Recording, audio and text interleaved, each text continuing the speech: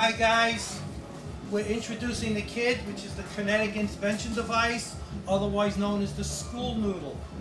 Our hope is to create a situation where we can change the paradigm with school violence and with bullying, so that we can start taking a proactive approach to when this school violence is actually going on, rather than just standing around and watching it go on. What the kinetic intervention device does is it allows you to intervene without physically touching the aggressor.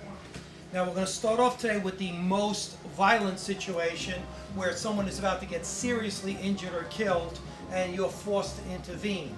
Normally we don't do this technique, which is called a trap, okay, under these circumstances. The advantages of doing the trap with the kinetic intervention device is that what you're actually doing, because of the material and the width of the material, you're stabilizing the neck and the head, preventing it from whiplashing, and also preventing it from hitting the ground. So even though it's going to look like I violently took him from the ground, you're going to see that his head and neck stay stabilized. So there's no chance of him pinching his or twisting his cervical vertebrae or smacking his head against the ground. Okay, once again, this is an extreme case. Would you just make believe you're about to clock him with that fake brick? Okay, grab him around the throat. Okay, and I, being the teacher, I'm going to come in, and in order to just say drop the brick, by the time I say that, he can actually hit him with the brick. I go into what we call a trap position, which is similar to a cue, and I'm just going to snatch him away from the victim. It's just going to look like this. And you notice when okay, drop the brick. If I have to stabilize him, I can place his head down and just keep his jaw to the ground, which would stabilize him until help arrives. You're just about there. You're just sticking your finger in his face.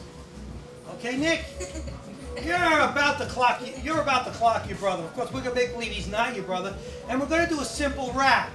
Now, I don't recommend raps against really big people because they could overpower the technique, but against smaller kids, it stops you from having to use a more aggressive technique like a trap.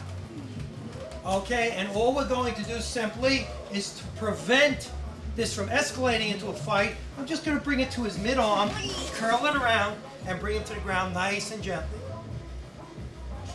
And you notice, because it's used, I can still physically control how hard he hits that ground. So if you notice, he's not being thrown to the ground, he's being lowered. Safe enough distance where I can snatch him and take him a little more violently. Give me one kid, and I wrap it onto the other one. Really simple. I join them together. And what this does allows us to make a big arc over both of them, switch positions, and compress them together to take them away from the group. There you go. That was perfect. This is a potential lawsuit waiting to happen if you can't handle it without physically touching these kids and get them away from that crowd.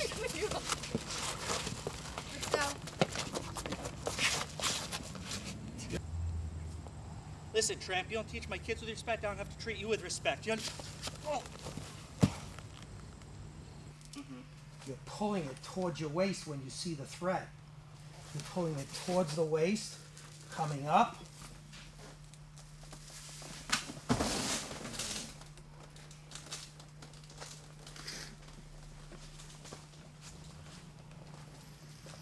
Nice.